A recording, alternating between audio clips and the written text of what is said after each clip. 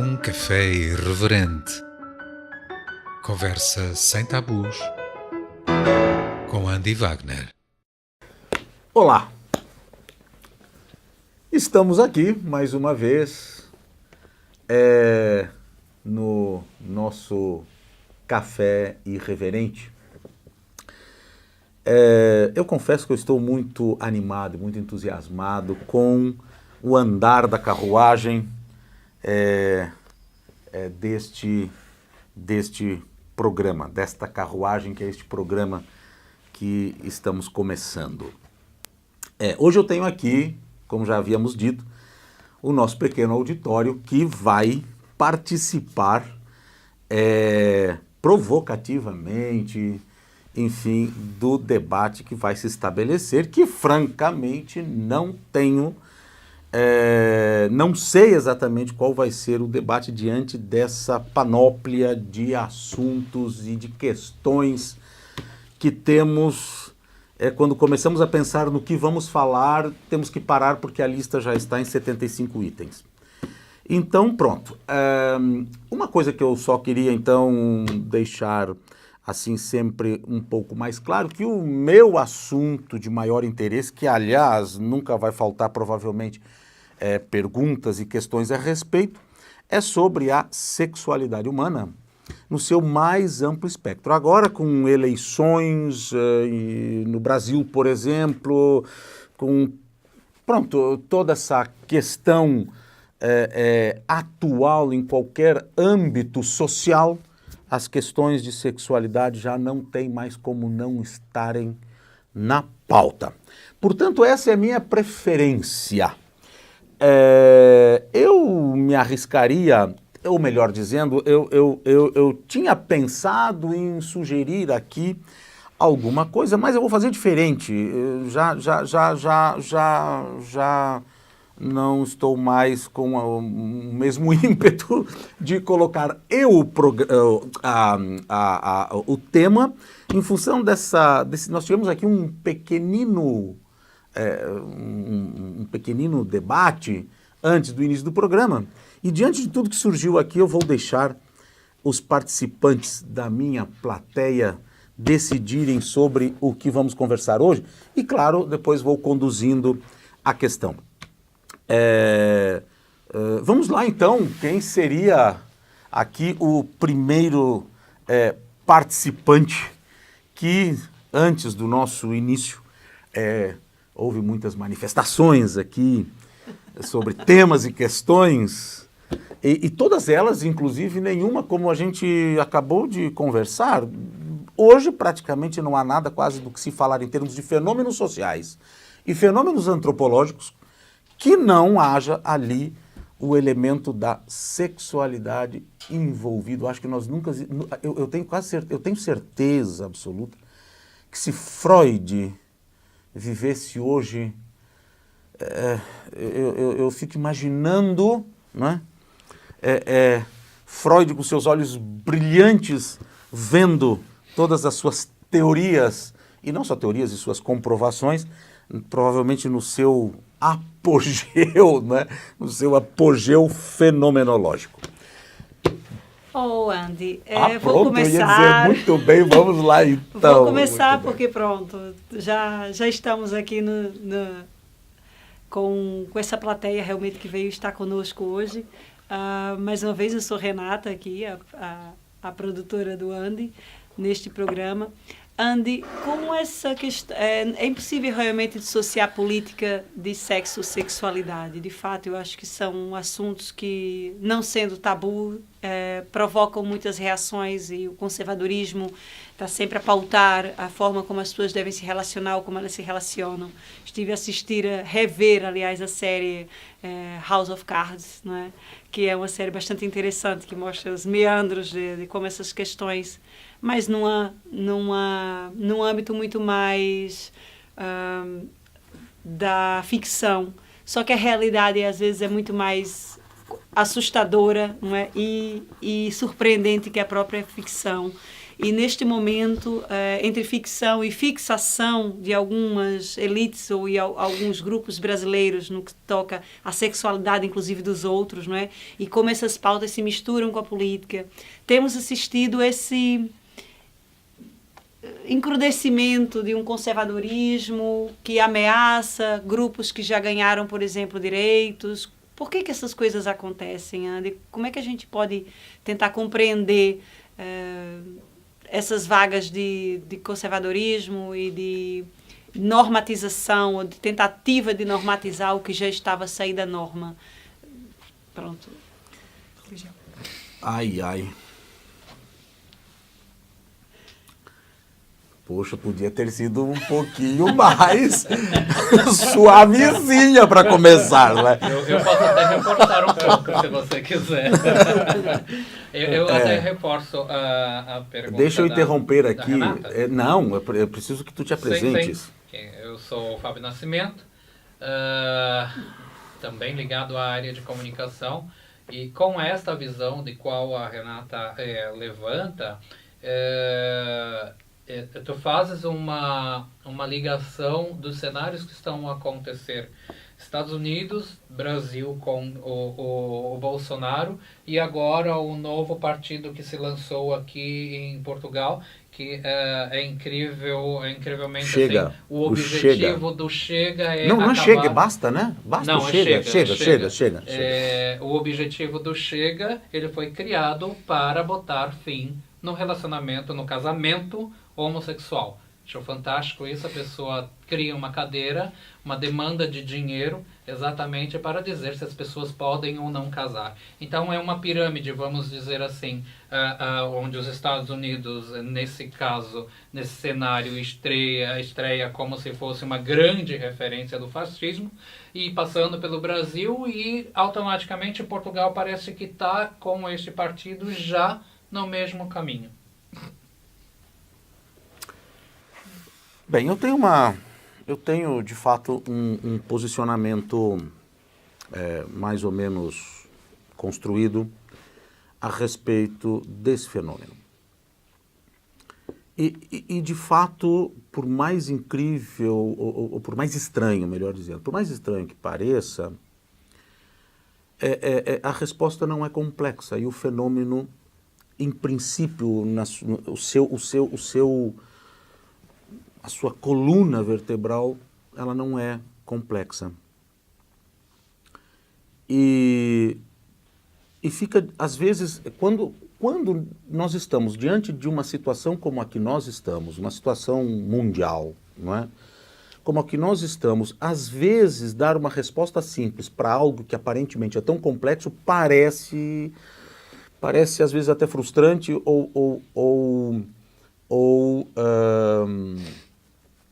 enfim, às vezes dá a impressão que a pessoa talvez não saiba muito bem do que está falando.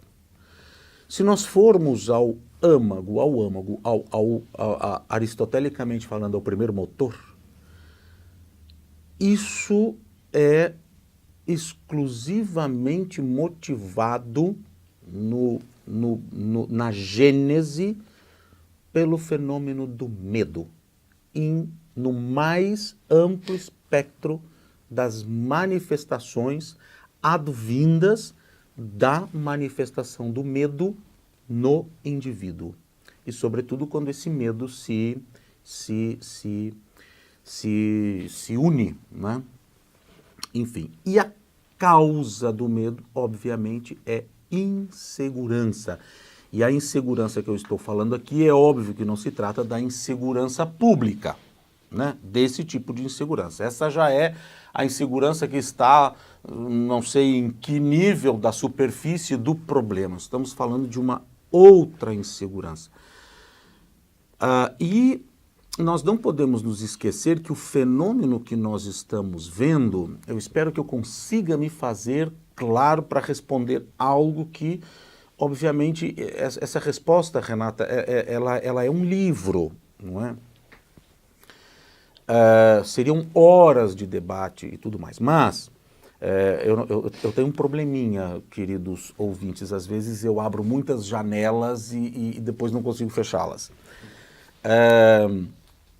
Mas o ponto, como eu estava dizendo, a insegurança que, se nós observarmos o caminho antropológico da civilização, isso precisa ser algo observado num espectro no mínimo, diria eu, num espectro histórico de 2000 anos. Menos que isso, nós vamos ter provavelmente respostas parciais e menos entendimento do fenômeno. Sobretudo no que tange a civilização ocidental, não é?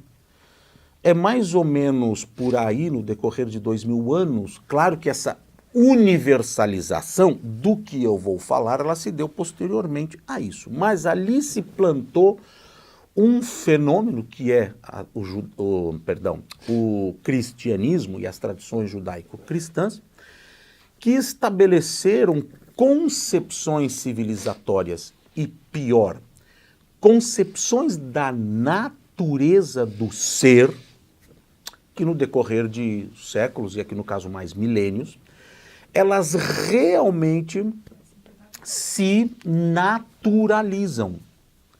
Essas crenças, aquilo que foi posto como sendo o que eu sou, são crenças, nós precisamos entender isso, que são crenças. Quando elas se naturalizam, elas passam a ser entendidas como elementos intrínsecos à natureza humana. Sair desse buraco é complicado. Pronto, mas dito isso, para não perder aqui, para eu não perder o fio da meada, e se eu me perder, por favor, participem, porque daí eu preciso me reencontrar, caso isso aconteça. Mas o que eu digo é que é pela primeira vez na história da civilização humana, e não só da ocidental, mas da civilização humana, que nós vamos ao âmago filosófico, e não só filosófico, mas antropológico do ser. E o âmago do ser é a sua sexualidade. Claro que agora eu poderei estar ouvindo e todas essas coisas em função do que já se pensa sobre sexualidade como elemento constituinte do ser, certo? Portanto, se eu disser que esse é o âmago do ser, em amplo espectro, já provavelmente aí vai se levantar situações. E é claro que nada pode ser ou causar maior insegurança, mesmo para aquele aldeão, ou para aquele açougueiro, ou para aquele pai de família, para o professor de escola primária, para quem quer que seja, nada pode causar mais insegurança, e isso está no nosso inconsciente, por isso eu falei do Freud. Essa é uma questão que 99% certamente das pessoas não têm consciência, mas é um fenômeno de insegurança porque, numa linguagem ou noutra, esta pessoa está se sentindo insegura do que ela é, ou do que ela sempre acreditou que era, do que sempre lhe disseram, sobretudo vindo de instâncias divinas, o que ela era. E isso está acontecendo pela primeira vez na civilização, sobretudo na civilização ocidental. Mas isso depois da queima dos sutiãs, da década de 60, coisa que 70. nunca aconteceu. Não sei se vocês sabem que a queima dos sutiãs é só uma metáfora, não é? Ela nunca aconteceu de fato como fenômeno. Sexual, que advinda da pílula e das evoluções também farmacêuticas e científicas, não estaria resolvido esse problema? Né? Muito pelo contrário, o problema só estaria sendo começado. Muito pelo contrário. Eu estou um pouquinho preocupado, eu não sei se tanto a minha plateia, como depois, posteriormente, os meus ouvintes, porque o programa está sendo gravado, os meus ouvintes só vão ouvir isso, por isso que eles, inclusive, né, já estou falando com eles, sem sequer eles saberem que estão sendo invocados aqui, porque eles só vão ouvir isso e poder se manifestar posteriormente, né? Bom, por isso nós estamos ainda aqui num ambiente mais intimista.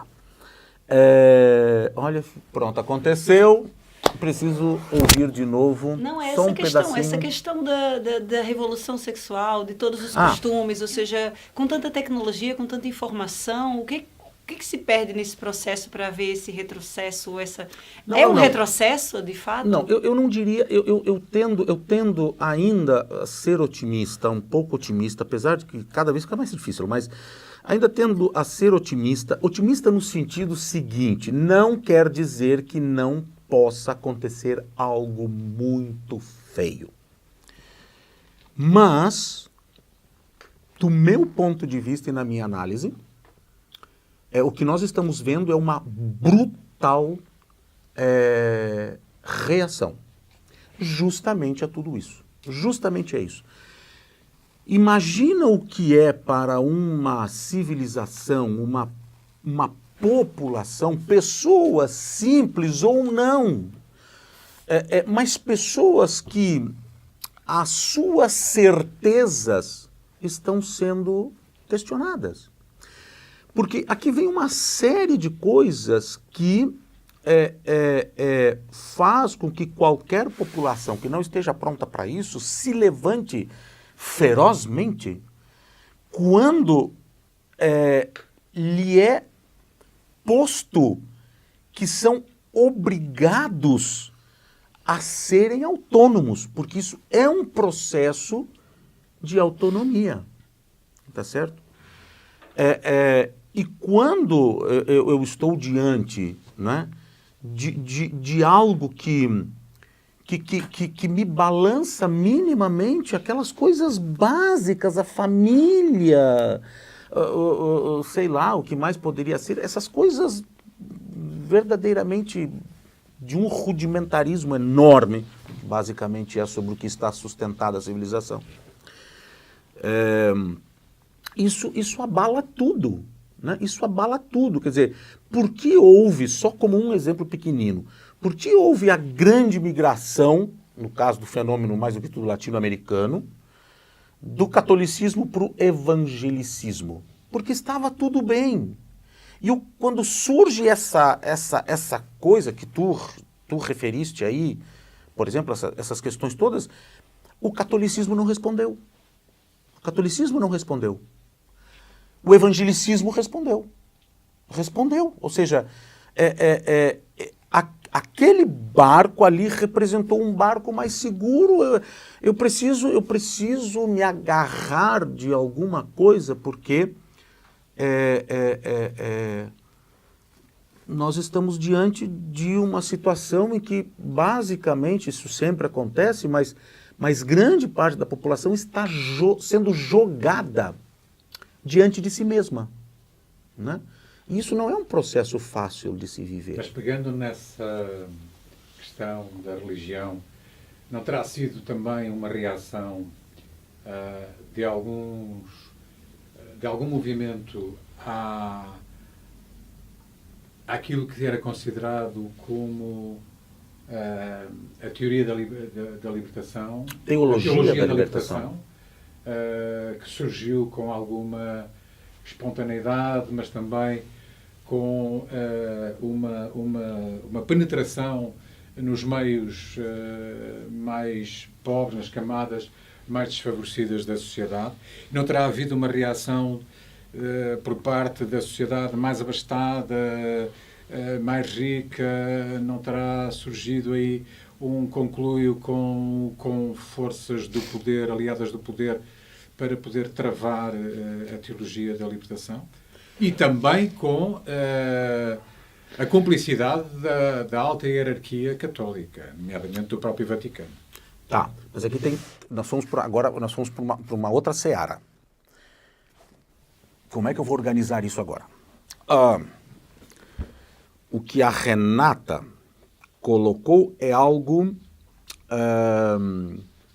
eu diria, genético, está na genética, né, do problema. O que tu colocas já é uma circunscrição do problema, né? Já estamos aqui numa situação específica de como isso se manifesta. Para responder a pergunta Ah, tu não te apresentaste, eu não, o nosso participante aqui não se apresentou. Carlos Magalhães. Pronto. Então, acontece que, primeiramente, a teologia da libertação, com tudo que ela significou antropológica e sociologicamente, está há anos-luz aquém de tocar em perguntas como esta, em questões como esta, em questões que vão à sexualidade humana, por mais que algumas coisas ali aconteceram. Neste sentido, a teologia da libertação, ela foi uma visão teológico-política, mas bastante libertária, enfim, aquela coisa toda, mas a teologia da libertação no que tange a sexualidade e inclusive o seu modo mais aberto de inclusive vê-la está e continuou sempre estando há anos-luz aquém dessa questão, do âmago da questão da sexualidade, que é a sexualidade como elemento intrínseco da natureza humana. Eu vou dizer de outra forma, eu vou dizer assim, a teologia da libertação nunca, jamais chegou perto de dizer que coisa maravilhosa, queridos católicos, por exemplo, o nosso modo teológico de ver a sexualidade humana. Que coisa maravilhosa a manifestação da sexualidade num púbere, numa criança de 10 anos de idade. Que coisa maravilhosa quando isso começa a se manifestar. Porque não há teologia da libertação ou qualquer outra que esteja distante do conceito teológico que se tem de sexualidade. Jamais a sexualidade pôde ou foi concebida como um fenômeno,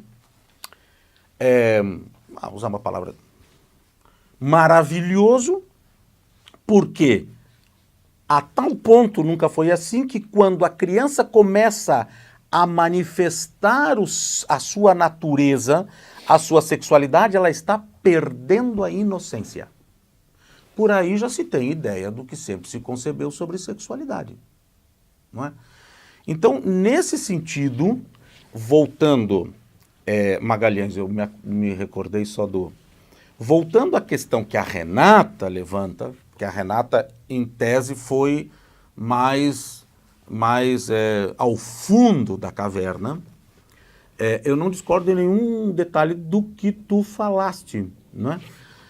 E exatamente isso foi o que aconteceu. Mas no que diz respeito ao que está acontecendo hoje como fenômeno, que é trazer a sexualidade humana para a centralidade do fenômeno antropológico, por exemplo, e inclusive sociológico, aí sim a teologia da libertação, não sei, posso estar equivocado, mas não creio que ela tenha contribuído para qualquer coisa neste sentido. Posso estar equivocado e abro aqui a possibilidade de. Mas, entretanto, ou melhor, dizendo, a questão que a Renata levanta e que o Fábio também levantou, por que tudo isso? Eu penso, ouvi um ruído aqui, eu penso que o ponto é muito, muito, muito mais... eu vou usar aqui a questão freudiano. O ponto é muito mais a necessidade de vermos o que está acontecendo com o ser humano quando nós estamos tendo verdadeiramente uma batalha do demônio, de Deus e o diabo. Deus e o diabo, quer dizer, a humanidade, tudo isso que está acontecendo, se nós formos olhar o fenômeno americano, o fenômeno brasileiro, o fenômeno europeu, o fenômeno islâmico, o que quer que seja, nós vemos claramente que se formos fazer uma caricatura, é uma batalha entre Deus e o diabo representando a sexualidade humana e Deus, do outro lado, com a pureza, né? Porque aqui se tem que entender que quando se fala de sexualidade, nós estamos falando da impureza humana em função de toda a tradição teológica que nós temos. Então, eu diria e apostaria que o que está acontecendo é um fenômeno de uma tal inquietação, né, que isso vai redundar, vejam bem o que eu estou dizendo, isso vai redundar na insegurança pública, não é? Vai redundar lá, não tem como. Mas esse é um fenômeno que está muito, muito além, não é? Ou melhor, aquém, né? Porque vem antes. Muito aquém, né, disso que nós vemos na superfície. Disso que significa Bolsonaro, disso que significa Trump. Não é? Então eu penso que tudo isso é resultado do medo causado pela insegurança. E esta insegurança de simplesmente eu ter sido ensinado a minha vida inteira, não é? O que eu devo ser, sobretudo no que diz respeito a coisas básicas como a orientação sexual, a identidade de gênero, não é? Isso nunca, nem o Renascimento, nem a Renascença no século XVI, com toda a profundidade que teve no que diz respeito a mudar eixos civilizatórios, esteve longe de chegar a isso, considerando que ela já foi o preâmbulo, ela já foi, do meu ponto de vista, o primeiro ato, não é? A Renascença deixou o seu legado positivo e o negativo, a reação à Renascença, Concílio de Trento, aquela coisa nefasta toda, né? A perseguição às mentes brilhantes, aquela coisa toda, cedeu e a Renascença, pronto. Nós não sabemos se isso vai acontecer agora. Nós não sabemos se isso vai acontecer agora. Mas o que está acontecendo agora, eu vou usar aqui uma outra metáfora, num grau muito mais profundo, Renato, Fábio e demais. É mais ou menos quando, claro que temos que considerar a inexistência de internet e todas essas coisas, quando, né, alguém chega e diz que a minha concepção de criação, de ser criado por Deus, centro da criação, não é?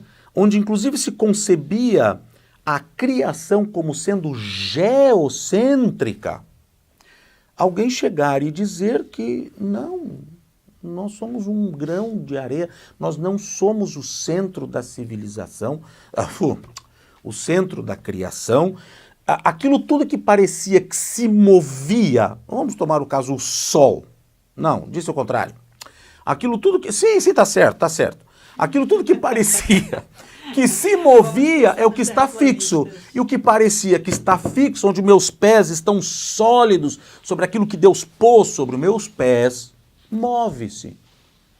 Não é?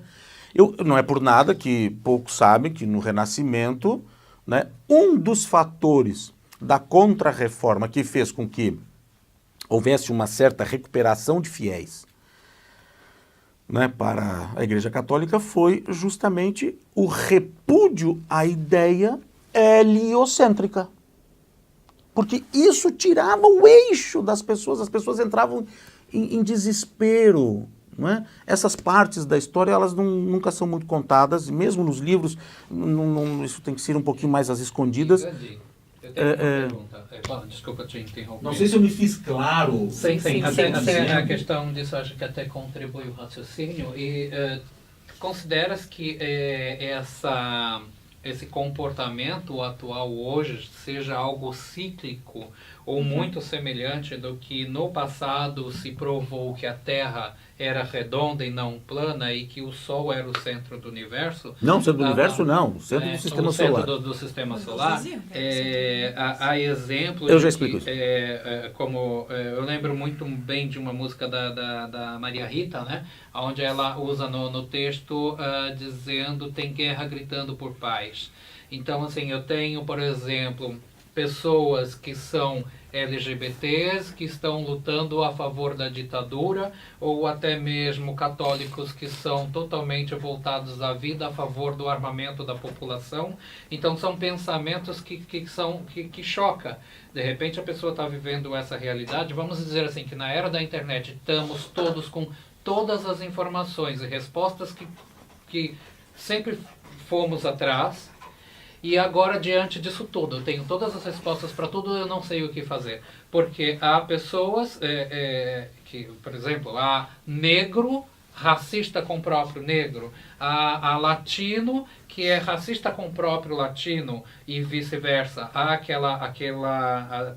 no Brasil se usa o termo do cachorro, como que é? O cachorro vira-lata, síndrome do cachorro vira-lata. Síndrome do cachorro Que vira-lata. ao viajar e tal, e Complexo olha para do trás, cachorro vira-lata. complexo do cachorro vira-lata. Então, assim, de repente, a minha pergunta é, tu vês que é um movimento cíclico da humanidade, a partir do momento que ela tem, entre aspas, quase todas as respostas à mão, ao alcance de um clique, ou seja, por isso, e não sabe mais o que fazer com aquilo, que criou uma confusão na cabeça das pessoas, ou isso faz parte da evolução? Acredito sim que isso tem que acontecer, o caos tem que acontecer para que as pessoas coloquem as ideias em cima da mesa e falem assim, eu sou desta maneira, sou desta maneira, sou desta maneira.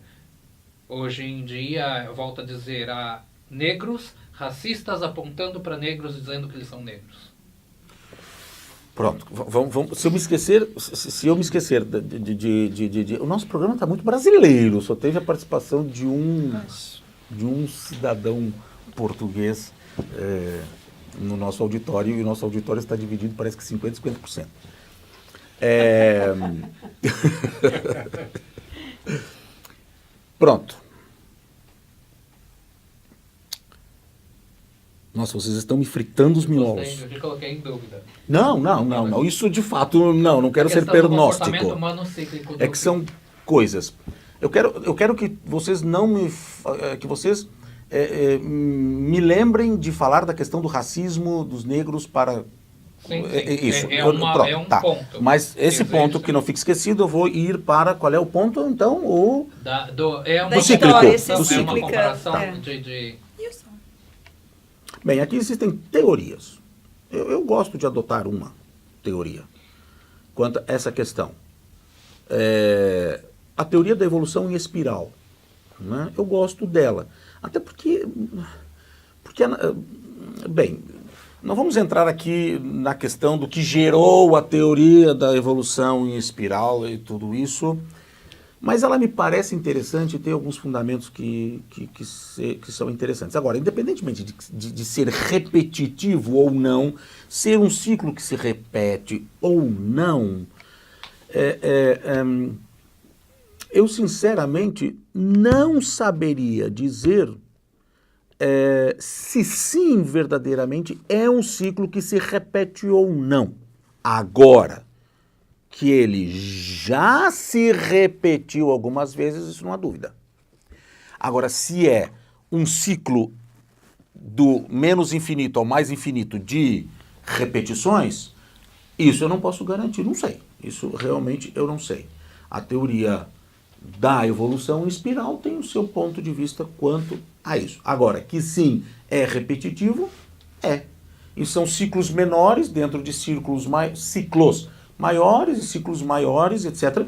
Um dos ciclos que é o primeiro que se está vendo é que o fenômeno, pela primeira vez, desde que pelo menos se saiba, é planetário. Ele nunca foi. Esses ciclos de esses ciclos, não precisa ficar citando que tipo de ciclos antropológicos e etc., eles sempre foram... tem todo o ciclo do Império Romano, tem não sei o quê, tem Egito, tem a Ásia, ou seja, esses ciclos sempre foram repetidos, parecidos, mas circunstanciais, ou seja, circunscritos a não circunstanciais, mas circunscritos a uma situação. Pela primeira vez nós estamos vendo isso acontecer em âmbito civilizatório global. Isso possivelmente pela questão da internet, da fácil comunicação e a rápida comunicação. Claro, em tecnologia. A tecnologia que Sim. fez com que tudo se integrasse muito rapidamente. Se não fosse isso, as coisas aconteceriam fragmentadamente. Pronto. Então, quanto a essa primeira pergunta, eu não saberia dizer se isso é um processo repetitivo, porque se trata de um fenômeno comprovadamente, ou melhor, comprovado de que sim é, mas obviamente que nós estamos num segmento que se pode observar que isso se repete. Acontece repetições. Não sei bem também se essas repetições são elas obedecem a um padrão, ou elas são mais aleatórias também, não saberia dizer. Nunca estudei isso profundamente. Agora, quanto à questão, indo também a que tu colocaste, e também a questão da Renata, aqui tem o seguinte, por exemplo, eu penso que tu falaste da pessoa negra que é racista em relação ao branco, tu queres dizer, não é? Não. Muitas vezes é racista em relação ao próprio negro. Assim como algumas pessoas da comunidade LGBT também, por exemplo, são Tem completamente uma- LGBTfóbicas, ou seja, que mecanismos, o que quebra na cabeça dessas pessoas, não é? Exatamente. Para romperem, Para gerar. sabendo quem elas são, romperem com o que elas são, ou negarem, ou serem incapazes de se olharem no espelho. Essencialmente, eu acho que é isso, é uma incapacidade de autorreconhecimento, não é? Mais do que de autogestão, é Sim, de sim. autorreconhecimento e de negação mesmo da própria existência e da existência dos seus pares, não é? Bom, de novo lá vem aquela coisa que às vezes é botar água fria na fervura, porque essa resposta ela também eu poderia resumir em uma frase: autoestima. Porque o que significa a autoestima? Por exemplo, um LGBT que, por exemplo, é preconceituoso com os próprios LGBTs, ou tem todo tipo de preconceito que nós sabemos que existe, ou no caso dele que ele levantou dos negros, né? Repudiarem aos próprios negros, né? Um colorismo, por exemplo, que acontece muito no Brasil. Sim. Gente, aqui eu diria, eu não estou querendo ser simplista, mas aqui a coisa não é muito... Aqui a questão, no caso, vamos usar os negros, né? Aqui é racismo internalizado. Não é? Quando eu introjeto e assumo, mesmo inconscientemente, porque na maioria das vezes é inconsciente, assumo que eu sim valho menos, que eu sim sou menos, que eu sim, se pudesse, não seria negro, é claro que me olhar no espelho me irrita. É claro que me olhar no espelho me faz querer, né? Eu repudio isso. Eu, particularmente, nunca vi um caso de preconceito. O racial, mas eu creio que isso é óbvio que isso é igual. Mas eu nunca vi um caso de um LGBTI com preconceito que não esteja mais do que claro e visível a sua dificuldade de se relacionar em si mesmo com aquilo que repudia. Isso é realmente bem simples. Eu não quero que me entendam mal quando eu digo é bem simples. Parece que eu estou... Às vezes as palavras... Hoje se vive num mundo que realmente todas as palavras, né, podem ser interpretadas de uma forma equivocada. Então, a resposta que eu daria é essa. Aí nós temos a lesbofobia, vou começar pela sigla, a lesbofobia internalizada, no caso o G é a homossexualidade masculina, né, a homossexualidade como tal internalizada, a homofobia, melhor dizendo, internalizada, a bifobia internalizada, transfobia internalizada, intersexofobia, essa é a palavra, internalizada, racismo internalizado, misoginia internalizada e por aí vai. Porque normalmente, eu não sei nem se eu poderia, eu vou usar normalmente, via de regra, né? Pode não ser inexoravelmente, apenas normalmente, via de regra, isso só representa, né, a dificuldade da pessoa de lidar com aquilo que ela não gosta em si, falando assim bem simplesmente, e às vezes já me perguntaram, mas como uma pessoa que tem preconceito com deficientes físicos e não é deficiente físico, o que ela tem com isso? Mas é óbvio que isso pode estar travestido, né? O deficiente físico tem que se entender, numa observação, o que uma pessoa com uma deficiência, eu estou usando esse termo propositadamente, que não é o mais adequado, porque se eu usar um termo de deficiente físico, hoje não se usa muito isso, porque muitas dessas coisas entendidas como deficiências não são. Mas, diversidade neurológica, por exemplo, coisa do gênero, ali, claro que aquilo deverá expressar alguma coisa com a qual ela tem dificuldade de lidar e que talvez aquele quadro lhe remete a coisas que lhe são muito dolorosas em si e que há uma necessidade de apertar a tecla SAP para se traduzir essa questão. Pronto, eu penso que é isso, e isso está sempre vinculado ao conceito que eu tenho de mim, e este conceito que eu tenho de mim não é um conceito autônomo, é um conceito heterônomo, é um conceito ensinado e não descoberto. Não é?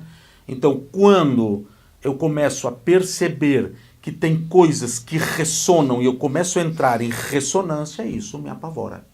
Né? Inclusive no que diz respeito à própria questão, às próprias questões da sexualidade. Eu estava lendo hoje uma reportagem muito boa, muito interessante, né, sobre o fenômeno, no caso Bolsonaro. 79% das pessoas evangélicas no Brasil votam no Bolsonaro e isso foi uma coisa feita por um antropólogo que eu tenho aqui a reportagem, não consegui gravar os nomes porque foi agora à tarde que eu li. Muito interessante, muito bem escrita, foi publicada pela BBC. Ele fez a análise, um conjunto, mas ele, como autor do artigo, da crônica, fez uma análise e eles fizeram um inquérito, uma enquete, aquelas pesquisas, né, e foram ver o que faz com que evangélicos cristãos, por exemplo, votem no Bolsonaro. Por exemplo, 2 foram, assim, 90% das causas. Né? Eu vou dar um dos. Eu não quero que minha criança de 9 anos aprenda sobre sexo na escola. Vocês se lembram do que eu falei? Pronto. Mas vocês se lembram o que eu falei no começo do programa sobre conceito de sexualidade? Pronto. Tá pronto. O outro, a família. O Bolsonaro representa, claro, com muitas variantes, né? Representa a defesa da família tradicional. Obviamente, família tradicional, entenda-se, concepção judaico-cristã de família. Né? E esses são os dois, as duas vigas mestras da decisão. Né?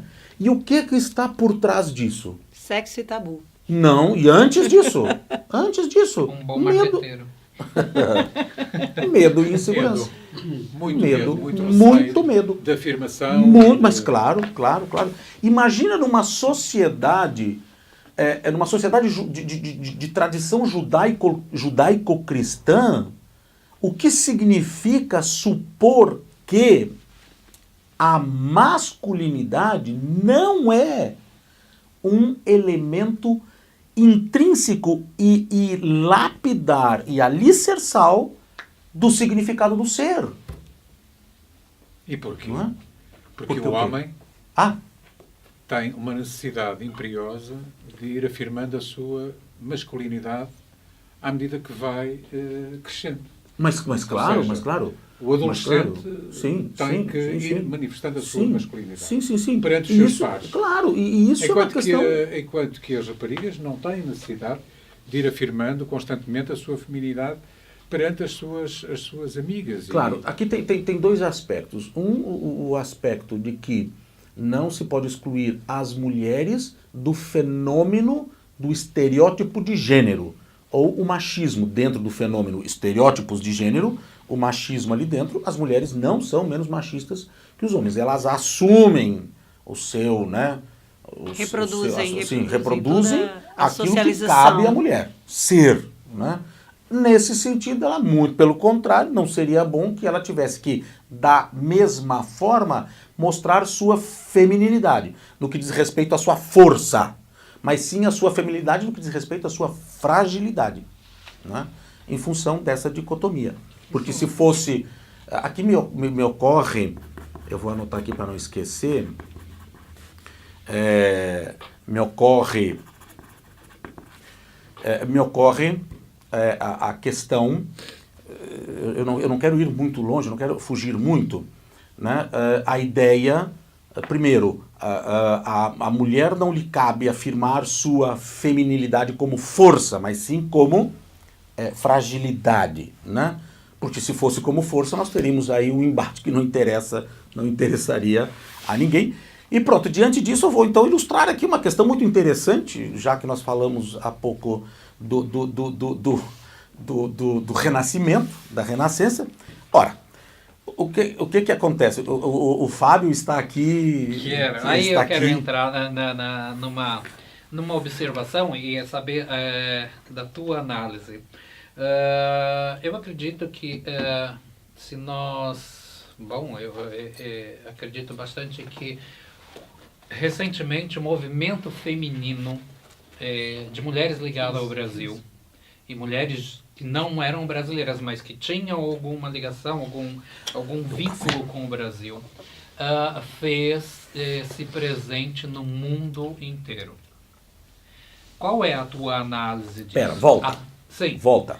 Recentemente, a questão Bolsonaro, contra Bolsonaro. As mulheres. Bolsonaro já é incontornável houve, nesse programa. Um movimento de mulheres no planeta. Acredito que não tinha visto eu movimento tamanho com uma única fonte. O Bolsonaro hoje em dia está mais falado que... Uma pauta tão única. Foi diferente, por exemplo, da marcha feminista do 8 de março, porque tinham múltiplas pautas, não é? E essa foi mesmo em torno de um único anticristo. E eu digo, isso foi no planeta. Se a gente pegar, houve movimento do Japão à Austrália, da Nova Zelândia ao Canadá, da América do Sul por inteiro, como na Oceania, vamos dizer assim. Foram pelos 4 cantos. Eu quero saber a tua análise a respeito desse levante feminino que aconteceu a respeito do coiso.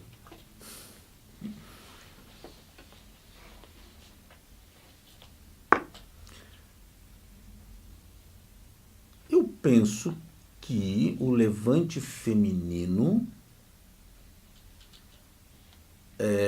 porque aqui nós temos uma questão de interseccionalidade aqui nesse levante, porque ele não foi um levante só feminino. Sim, mas foi impulsionado por... Não, sim, mas ele foi um levante que juntou mulheres brancas e negras, mulheres de todas as raças, mulheres héteros e lésbicas e gays. Ali tem uma série de intersecções, né? É um pouco mais complexo. Agora, de novo, acho que eu vou botar água fria na fervura, porque esse é um fenômeno óbvio, não é? Como é um fenômeno óbvio, todos os outros segmentos sociais que se manifestaram igualmente, só que nós não podemos esquecer que todos eles são imensamente menores do que metade da população do mundo, que são de mulheres. 52% da população são mulheres. Então, quando proporcionalmente se junta essa parte, em relação, até porque ali existe a interseccionalidade, porque estavam todas as mulheres negras, pronto. Mas vai ser o maior de todos. Não tem dúvida. Se juntassem todos os gays do mundo, não ia, porque o número... não é nem tão pequeno assim, mas aqueles que fariam isso, né, seria um número muito menor, por mais que pudesse ser no mundo inteiro. Então eu penso que aqui o fenômeno também tem um fator quantitativo que favoreceu, né? As mulheres são a metade da população do mundo, considerando que, claro, só as mulheres, né, dentro de ser a metade da população do mundo, com um grau de senso crítico e capacidade de análise, não é? Viu-se que, em relação ao conservadorismo e ao progressismo, claro que se mobilizou uma força muito grande, muito significativa, né? Mas creio eu que é basicamente isso, é o fato de que, como ele vai, no caso ele, né, aquele que não se pode pronunciar o nome, vai ao âmago do aspecto feminino, do misógino, né, e tal, pronto, houve essa manifestação das mulheres nessa proporção enorme em relação ao fenômeno Bolsonaro. Penso eu. Neste aspecto. Aqui tem. Olha, sim. Neste aspecto, por exemplo, de contra-movimento, ou seja, de contra-reação, né, de reação reacionária mesmo desses setores mais do patriarcado e do conservadorismo, é possível, então, esperar agora um grande embate, porque as mulheres se comportaram desta forma, de forma masculina, né? Ou seja, com um elemento, uma energia, no sentido não do masculino, imagina o yin yang, ou seja, deixamos de ser aquela energia frágil e passamos a ser energia com voz, as mulheres no mundo inteiro. Então, vai haver uma reação ou... Eu percebo onde é que quer chegar, ou seja, eu vejo, neste caso, o Bolsonaro e todos os seus esbirros, não é? Todos os seus seguidores, mesmo que sejam homens que vão ao ginásio diariamente, tenham os seus corpos em V, etc., não é? Apresentando características físicas de uma masculinidade viril, eu acho que tanto Bolsonaro como todos esses esbirros são homens de uma fragilidade, provavelmente emocional, a toda a prova. Toda a prova, sim. E então, para eles, estas mulheres que se manifestaram contra, estas mulheres que assumiram os seus direitos e se revoltaram contra o avanço do despotismo, da tirania transversalmente dirigida a toda a sociedade, essas mulheres são vistas como, digamos assim, mulheres masculinizadas, não é? Mulheres a abater por esses homens tão frágeis, emocionalmente tão frágeis. Aqui nós poderíamos entrar num próximo programa, eu sugiro que nós façamos isso, que nós trabalhemos com as questões de estereótipo de gênero, né? Porque aí vem isso aí tudo em cheio, né? A questão do estereótipo de gênero. Eu tenho, aliás, uma experiência para contar recente, no que diz respeito a isso, bastante interessante.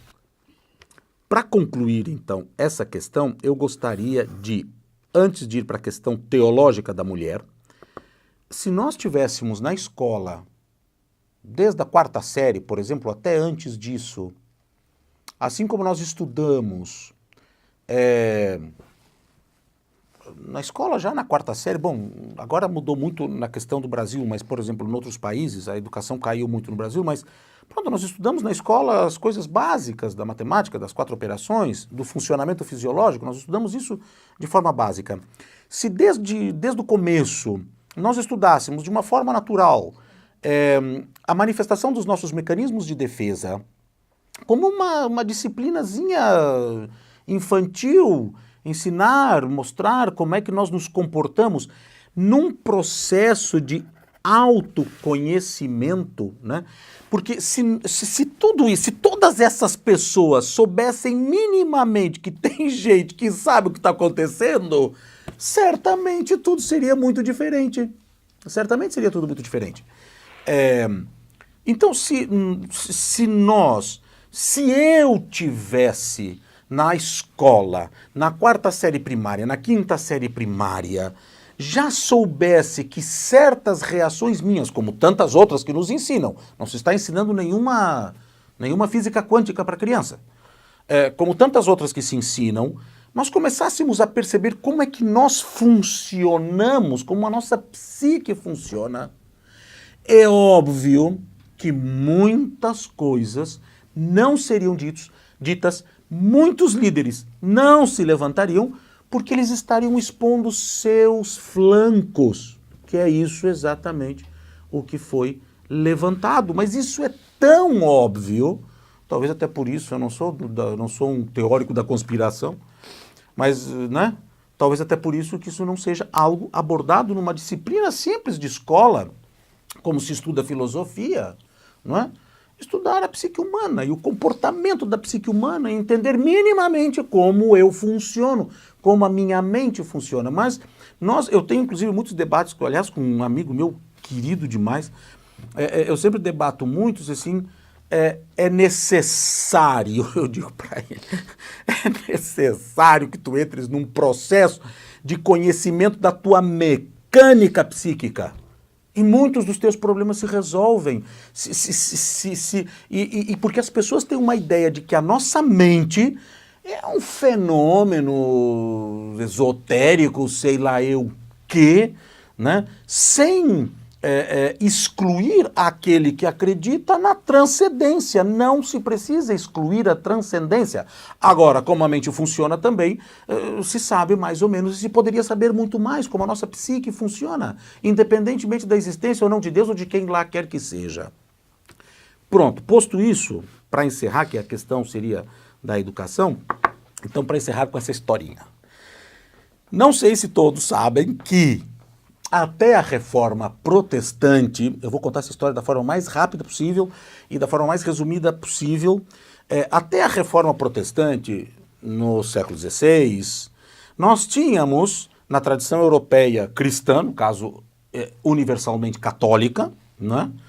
O protestantismo não tinha nascido ainda, nós tínhamos vigorosamente a teologia chamada teologia eviana, ou seja, a figura da mulher era Eva, certo? E não é por nada tudo aquilo que se tinha na Idade Média em relação à mulher, né? Porque se frisava vigorosamente a figura da mulher como escorregadia, bruxa, perigosa, cobra, serpente, todas as características da mulher dentro da teologia eviana, não é? Eclesiástico, por exemplo. Aliás, agora eu não me lembro se é Eclesiastes ou Eclesiástico, qual é esses dois livros.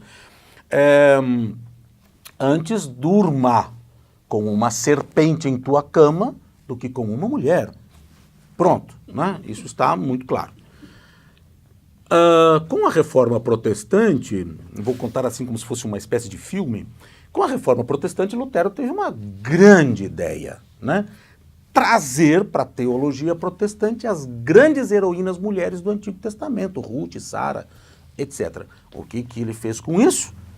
Uma aderência enorme, né, das mulheres para o protestantismo, óbvio, não é? E tanto que ele,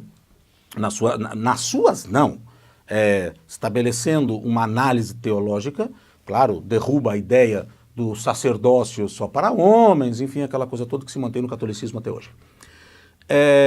O que acontece? Vem o Concílio de Trento.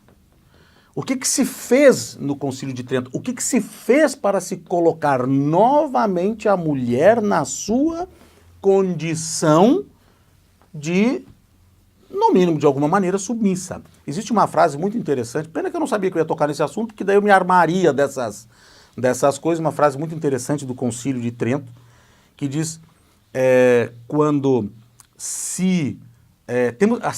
temos que pensar numa coisa, se nós continuarmos a dizer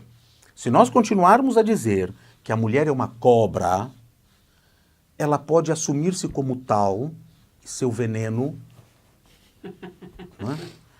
Mesmo assim a mulher era perigosa, era demasiadamente perigosa, mesmo sendo a cobra e a bruxa. Ela era perigosa, tanto que ela era perigosa. A teologia eviana colocava a mulher numa condição de poder que a teologia mariana, que sucedeu, tirou totalmente. A igreja vai para Maria, que mal e parcamente, para não dizer porcamente, é citada nos textos sagrados, não é? E vai para a teologia mariana e pronto.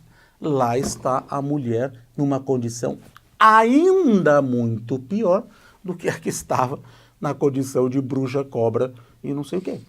Porque a teologia mariana é a mulher virgem, a mulher etc. e tudo mais, pronto. E aí nós tivemos e aí nem o protestantismo, né? Realmente isso foi um um jogo de... uma coisa espetacular. É a ideia da teologia mariana. Pronto, aí estamos de novo. É um jogo de xadrez. Pronto. Posto esta pequena historinha sobre a teologia eviana e a teologia mariana e como surgiu a tradição de Maria e tudo o que passou a significar ser mulher, tendo, né, essa perspectiva, com muita tristeza no coração, temos que encerrar o programa. Espero o seguinte, contar com esta plateia no próximo programa, primeiramente, e que, claro, quando os ouvintes, não da plateia, mas os ouvintes da rádio, ouvirem este programa, que este é o segundo, certo?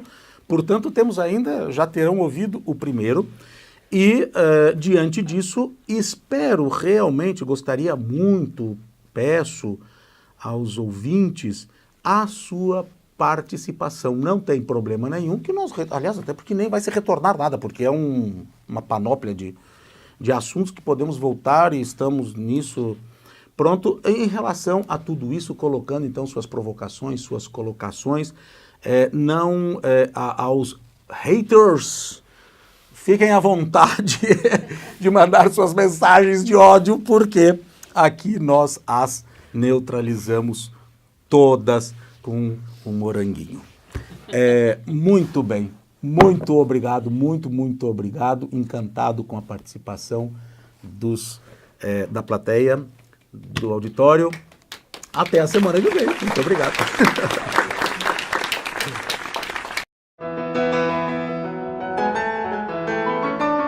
Um café irreverente.